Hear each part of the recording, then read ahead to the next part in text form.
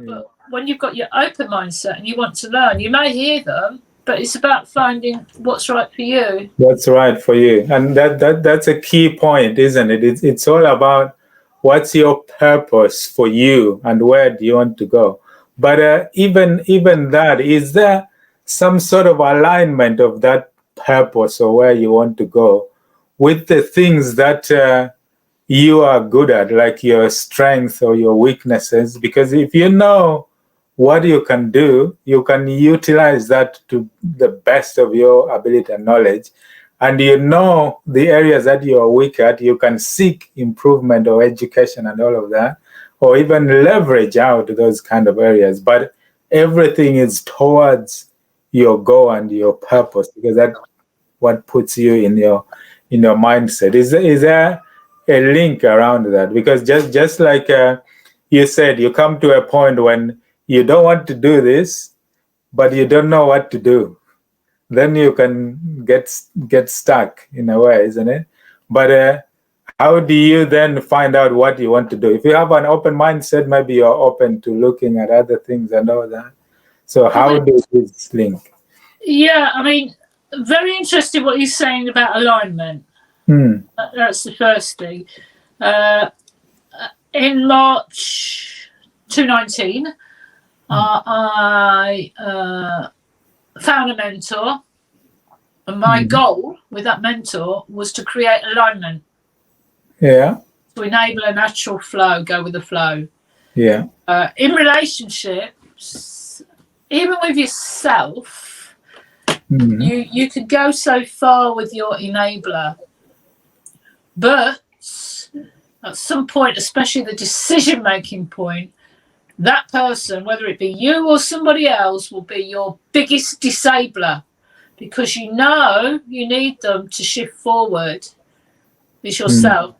But if you don't work on enabling alignment, it means that the same ending to the story happens, or you stop, you come to a full stop. So alignment is really important. But I've only realised this in the 18 months. When you're on the journey of whatever you are, doing your best, focusing on the goal, you think you found the light at the end of the tunnel and you're heading towards it. That's your goal. That's your purpose. But then on the journey, as you discover more, you begin to question yourself. Is that me? Is this what it's about? And then when you go into a world where there's it's like waiting for buses to come along. Nobody's there to help you. Then suddenly everybody's doing it. You're in a situation where you start comparing yourself to other people. So then that kind of brings me back to, I was a kid and I was useless and I was no good at anything. It's like going back to when I was like 9 again. I'm no good at anything. Everybody's better than me. I've got nothing special. I'm no good at anything because everybody's better than me. And it's this vicious circle. And you think, right, go back to the plan. So what the mentor did, he said, what's your plan? And I went, what do you mean? And he said, well, your plan for life. And I went, well, just want to be happy. He said, yeah, we all do, don't we? So I read the book, The E-Myth. And I said, yeah, I've read that. The E-Myth. I've got all my books here. Michael Gerber. The E-Myth, yeah. E-Myth. And I said, yeah, I've read that. And I thought, shit, I hope he's not going to ask me to read that again, because it was really boring at the beginning. And it took me ages to get into it, but then it was really good. And he said, right, what you're going to do is you're going to read that, and you're going to apply it, and you're going to create the plan for your life and your business. Because by this time I was like 18 months into my property investing journey, which I started on the 1st of April 2017. I said, what, you want me to read it? He said, yeah, read it properly. And he gave me a number of things to do. And it was about creating a plan for me and my husband, and we've been together for 30 odd years. Wow. And he said, you need to have a plan for life and for the business, so that your business, you can step away from your business can fund your lifestyle, so that so you can do what you love to do. Like Ikigai, you know, you have your passion, you enjoy what you're doing, you help other people, you put them together, and it earns money because you're solving other people's problems. So he said, that's what you need to do. So I spent a month working, really digging deep. And I had my plan, which evolved. It was work in progress, but I was really proud. And then he said, oh, that's good. He said, right, who's doing what in the business? I went, what do you mean? He said, well, what roles have you all got? So then it went back to identifying the roles. And he said, and what roles don't you need to do or don't you want to do so that your business runs without you? And I hadn't really internalised that in before. In 2018, I had discovered the E-Myth.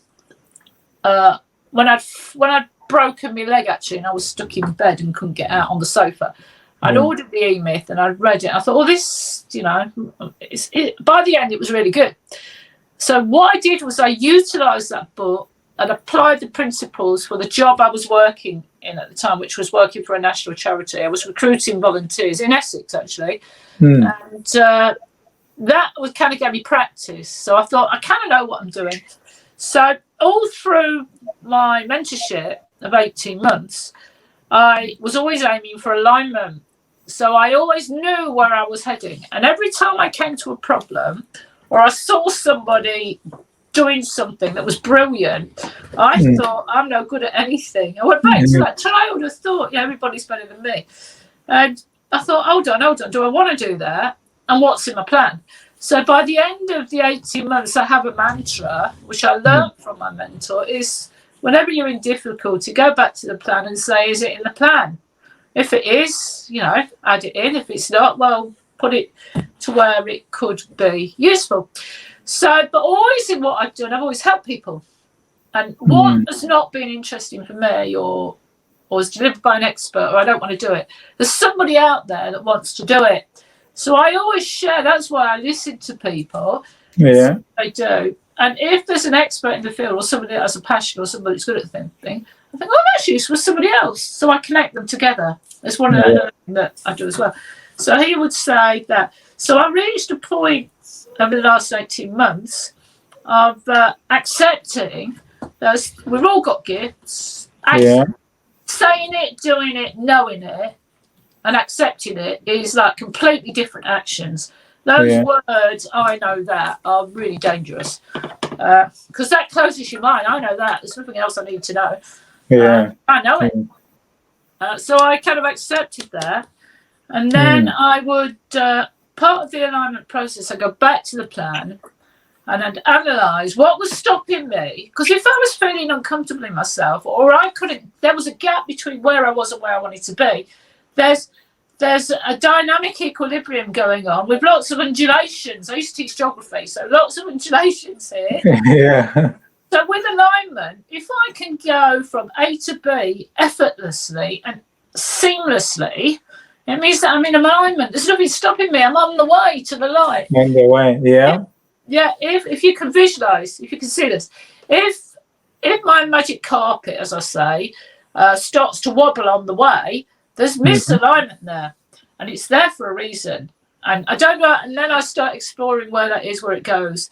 And at the points where I think, I've got a blooming clue here, I don't know what to do.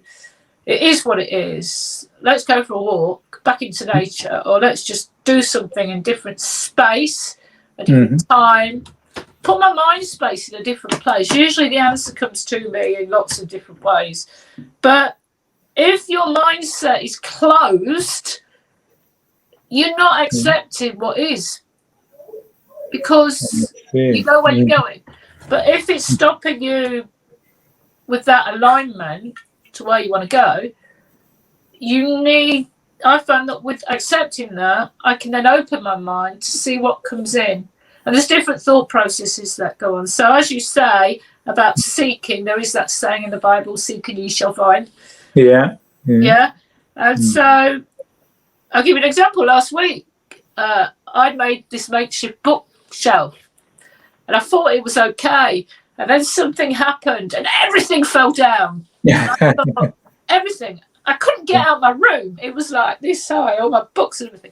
So what I did was I just thought, it is what it is. I need a bookcase. I need to get a bookcase, put everything on. And I accepted it. And I was trapped in this swamp of books. Books. I couldn't get out folders and everything. And I'm trying to sort out my accounts at the time for something. And suddenly I thought, I know, I'll go look on eBay. I look on Facebook. I look on the marketplaces. Suddenly, since 3 days ago, I have never seen so many bookcases for sale on Facebook. And within an hour, I've gone and bought a bookcase to put my books on. It's organised now. So it's like, if you accept that it is what it is, you are where you are, you apply self-compassion. You know, I've tried my hardest, I've done what it is. Yeah. Think of the Toltec's 4 agreements. It's about doing your best at the time. Is one of them, and that's just where where it is. And when that happens, it's like this. You kind of link. It's like yin and yang. You link into something bigger. You accept it. The mind is open, and if you can actually capture that, that is the point at which you can change the trajectory of what you've done. Of what you do. There is a saying: you're only 1 second away from a decision that can change your life. Always, forever. But it's your choice whether you do that. So at those points of acceptance, I capture them, go with them, see what happens. But I've got the vision. So I think, right, back to the plan. And if you stay close to the fire, you can then, that is your light at the end of the tunnel because you know where you're going. But with that also comes, if you haven't got a plan, when you come to the point where you want to go, you've narrowed the gap. So from where you are to where you want to be, you've narrowed the gap. What happens when you've narrowed the gap? And one thing that I learned this year, very painfully, when I was writing for the second book that I wrote, I Must Forgive Life, was I reached a point of celebrating and embracing my successes, because part of the success cycle is embracing and celebrating success. A win is a win. It doesn't matter what it is. So many people say, oh, but I just. No. It's a win. Enjoy it. So what happened was I enjoyed and I embraced my successes, but then I got complacent. And when you have complacency, it's the enemy of success, because when you become successful, you are mindful in what you do. You have to be. But when you get successful, if you're not mindful and become complacent, you move further away from the success. Life is happening to you. Do you see that? Yeah. That is all the way through life. It's identifying a fine balance, enabling the dynamic equilibrium to keep you going on a flow. Because if you just go like that, it's all about the end goal. Yeah. You know, all you see, and it's probably I spent in my 20s and 30s and 40s chasing the end goal. You're just going through like a bull in a china shop. But when you kind of, as you say, go with the flow, you have learning experiences. So, but the troughs become higher and the highs become higher. So you raise yourself. Yeah. You're developing and growing. Yeah. Yeah, like Jonathan Livingston Seagull in that book by Richard Bach. So that way, what you do is you create the undulations.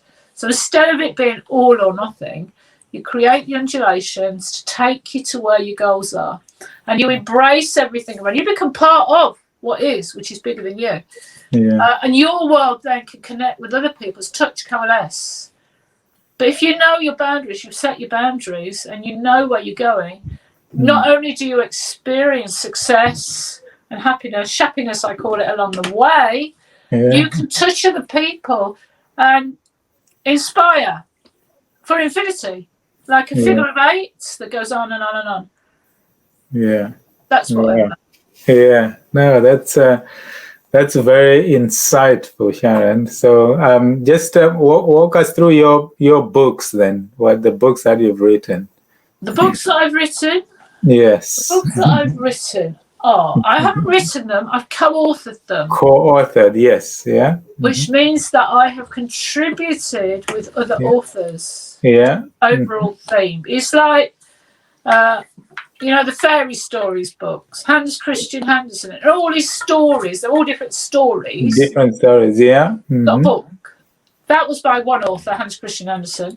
This is by many. When I started to invest in property, Actually, it goes back further. When I used to teach reflexology, and I learned reflexology, I wanted to write a book about reflexology. That was way back in the 90s, before the internet.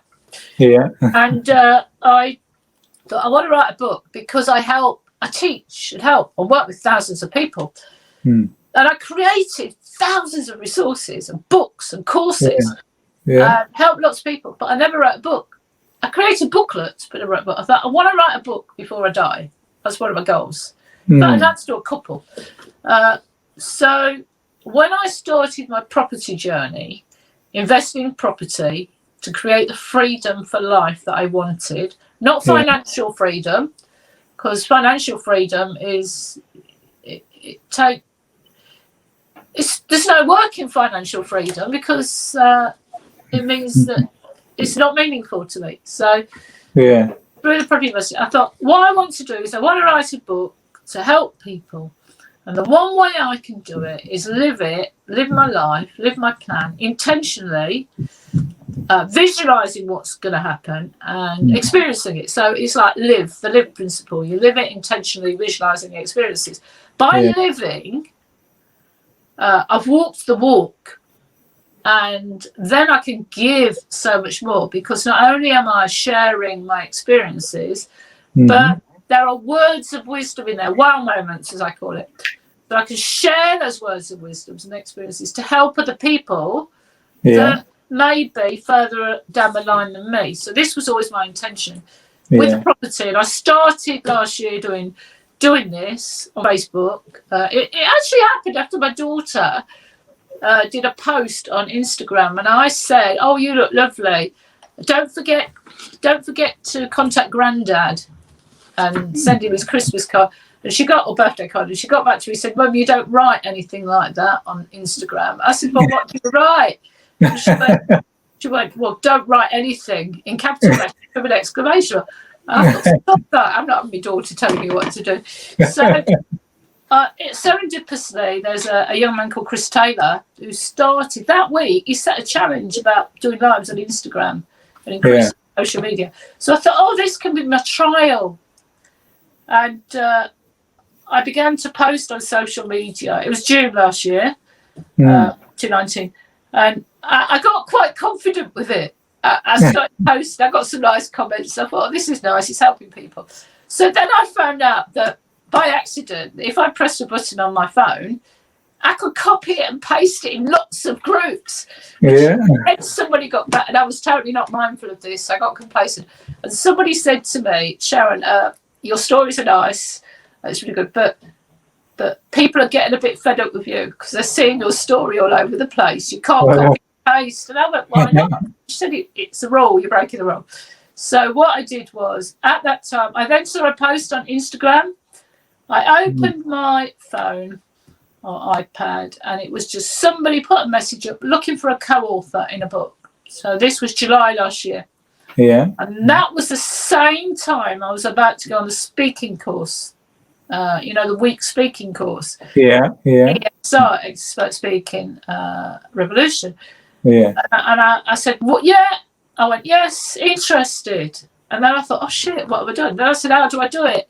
And then, so you always say yes and put yourself in the way of success. Exactly.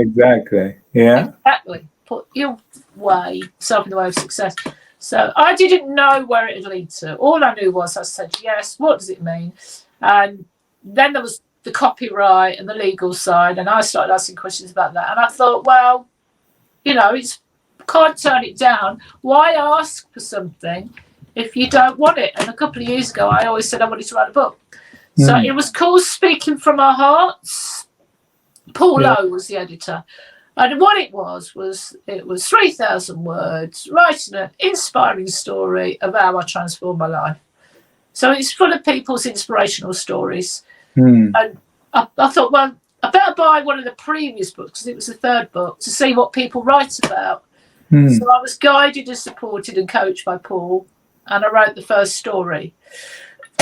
And then I went on a few podcasts, and he then said, "Do you want to do another book?" I went, "Yeah, okay." And then I went, "I've got nothing to write about now." And I went, yes. We had a chat, and always we came up with some book titles. And that title of that story was Success, It's All in the Mind. Wow. Yeah, Success, It's All in the Mind, with a question mark, I think. But it was, in going through my story, it was about what is success, you know. There's achievement and there's success. Success is 100% achievement of the set goals, whatever they are. They can be physical, like the judo belts. It can be getting a Ferrari or a camper van in my case. That's success. Buying a house, owning your house. Achieving the KPIs of an organisation. So that's achievement of all the goals, which is success. But what I learnt was I took it beyond success. I don't know if you've been in this situation. You've achieved the goals. You've been 100% successful. Has this happened to you? You've done that. But there's something missing. And you don't know what it is. And you can't work it out. Yeah. You're not happy. You feel empty. You need to achieve more. You need to do more, get more. But getting a car or getting a bike or getting a dog or achieving all the KPIs, getting your £50 gift voucher or your £1,000 is not enough. It, as you say, it's something deep inside you don't understand it. Yeah. So I went through in that book 3,000 words. We all only were allowed 3,000 words. That's all we were allowed, which doesn't sound a lot when you say it, but when you're writing it and you're in the flow, 3,000 words isn't enough. So I had to do radio edits and cut it down. And basically, we broke up my life chat story based on what is success. Because all the way through my career, in my teaching career, my management career with the local authority, 30 years worth, from the 80s, the goals were always success. If you got your funding was dependent on success rates. Which had to be shown in that year. So it was. I analysed that, and I realised that the first thing is shappiness. Shappiness. Now, shappiness is a combination, a hybridised word, made up of success or happiness, or happy success and happiness combined. Because if you are, you are successful and it's meaningful and it has fulfillment and you've got something to do, something to look forward to, and somebody has something to love because you're serving other people. So you're actually transcending yourself and reaching other people. And that's where, for me, it's not about success. It's about the shappiness. It's success with everything else. So that's what mastering the game of the life is about. It's about people's stories, about how they went through transformations and what they did to transform their life. Everybody's story is inspirational. When I read them, I thought, well, why has he asked me? You know, mine's not as good as theirs. Going back to the 7-8-year-old child, then I thought, well, he obviously asked me for a reason. He's the boss. I'll just accept it. So that's that, really. Everybody's got a story in them. Absolutely. Absolutely. And it's all about getting inside yourself to get inspired to tell it in a way, So that's really, really good. So where you are now, are you feeling like you are where you want to be at this particular moment, like your plan and your vision and your purpose is clear in your mind in terms of direction where you want to go, while still keeping an open mind to learn and grow in other areas? Where are you now? I am where I am in this space, in time, and in my mind space. And it's about being present. It's no good living in regret. Because if you live in regret, you say, you'll go to your deathbed saying, I wish I had. And even if you try and transform your life and move on, if you're carrying the old baggage, you're limiting your experiences. So at the minute, I am where I am. I'm quite happy with that, but there's still lots more to do. So I've already said I'll write 3 more, contribute 3 more books next year. But the transformation is about making a conscious decision about curating and creating your life and going through it. Because it's a 2-year cycle. For anybody that isn't sure about what to plan and how to plan, the book, The 12-Week Year, is really good. Because it talks of the ECOC model, the emotional cycle of change. Yeah. In any experience, you reach at some point the lowest point, and that's that's called the valley of the vortex of doom, or the valley of doom. It pulls you down. You've probably been there a few times. Yeah. But simply put, if you think of school when you did your GCSEs or O levels or A levels or a degree, the usual length of time of them is 2 years. Yeah. And in that time, you start off full of enthusiasm as a kid or an adult. And then at about 20% of the course, the pessimism and the doom comes in. And you become pragmatically open-minded to the fact that you realise there's much more that you don't know than you do know. Yeah. And then you see what's ahead, and it's really frightening because you've got to commit to that 2 years. And then you get about 40 to 60% through the course, and you realise there's more to learn. And you don't think you can do it, and you feel like giving up. And then as you shift towards the end, you see the ending sight. So then you become optimistically, but pragmatically optimistic. You know you can make it. I mean, there's all sorts of things with that. So it's a bit like life and journeys, really. Yeah.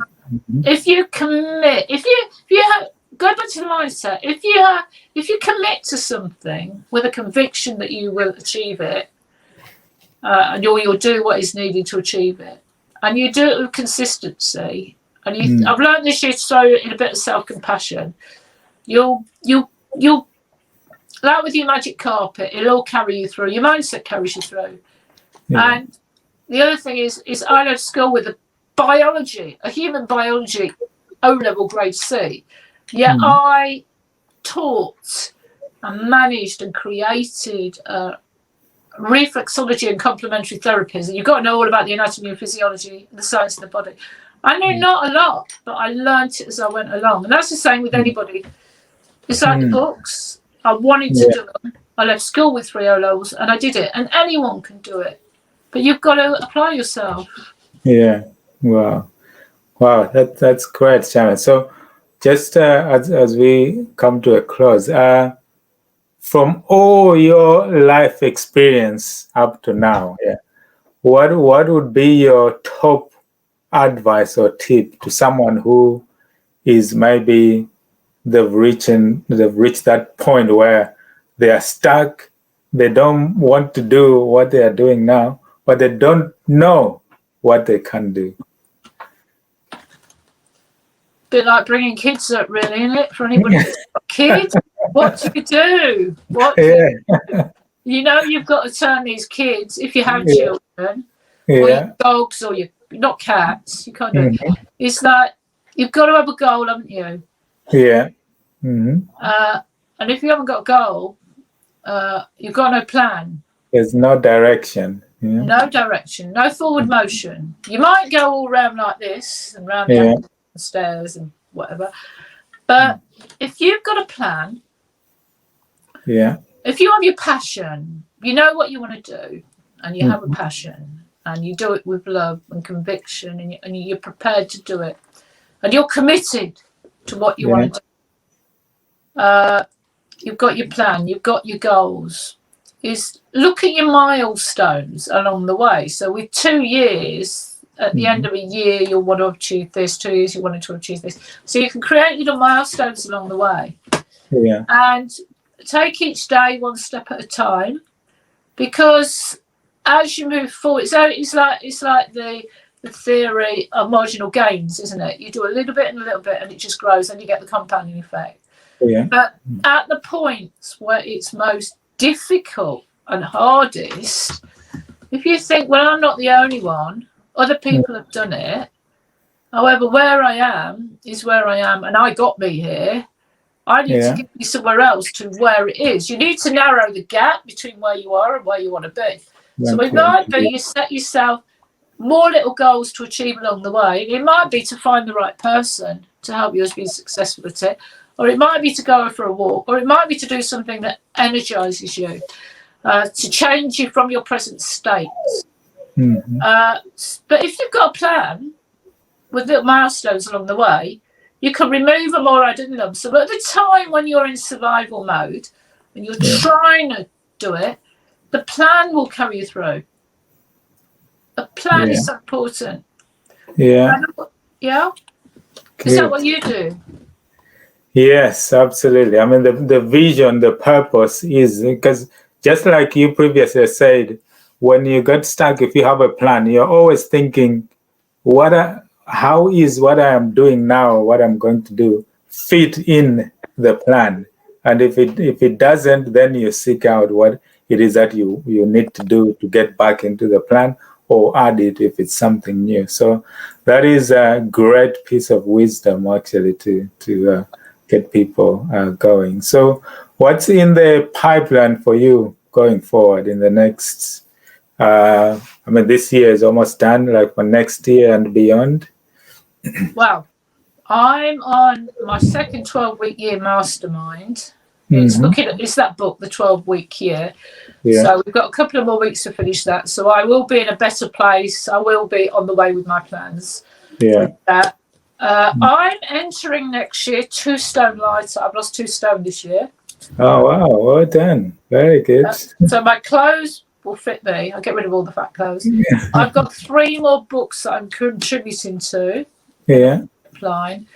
We are looking for properties in Staffordshire. I've about got a mortgage read going through as well. But because of investing in the property and making those choices to do that, to redesign my life, it means that what I've got, it's like with anybody, you've got lemons. Wherever you are, you're throwing lemons. It's about identifying how to make lemonades out of the lemons.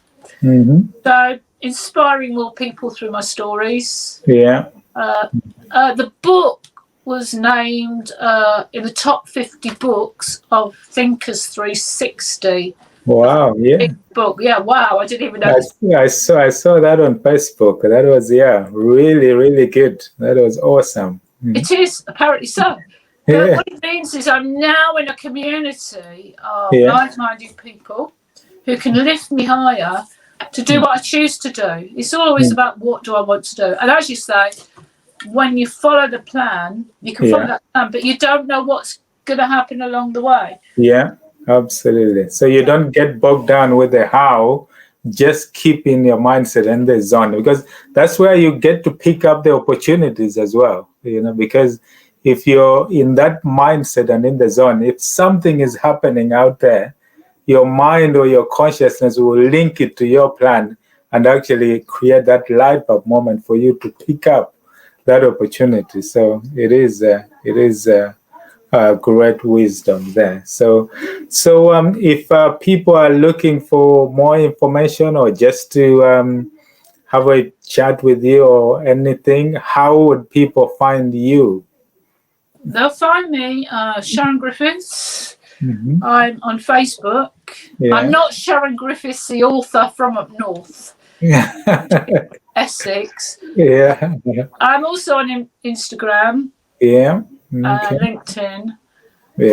My main mode of contact is through Facebook, because that is where I share information. The other thing is, I'm out there in the universe. I'm never forgotten for anyone. With your plan, your plan is telling the universe what you want to do. And if you tell it what you want to do, as you say, the opportunities arise. And an opportunity is something that arises suddenly or unexpectedly or quickly. So if you say yes to the opportunity, you can ask how after. So Facebook, Instagram and LinkedIn are opportunities to find me. Absolutely. No, Sharon, it's been an absolute pleasure. There's so much wisdom and so much detail and content you've shared with us today. So, thank you very much for taking the time, and I'm sure our listeners will enjoy that great wisdom and all the content that you've shared, which has been really great and inspiring, and your story as well. So, for me, I'm sure we'll speak again, but really good for you to come on and share with us. So, thank you very much for today. It's been a pleasure. Yeah, thank you, Sharon. So I'm sure we'll speak soon. So enjoy the rest of the day. Yeah. Thank you. All right. Thanks, Sharon. Cheers. Bye. Bye.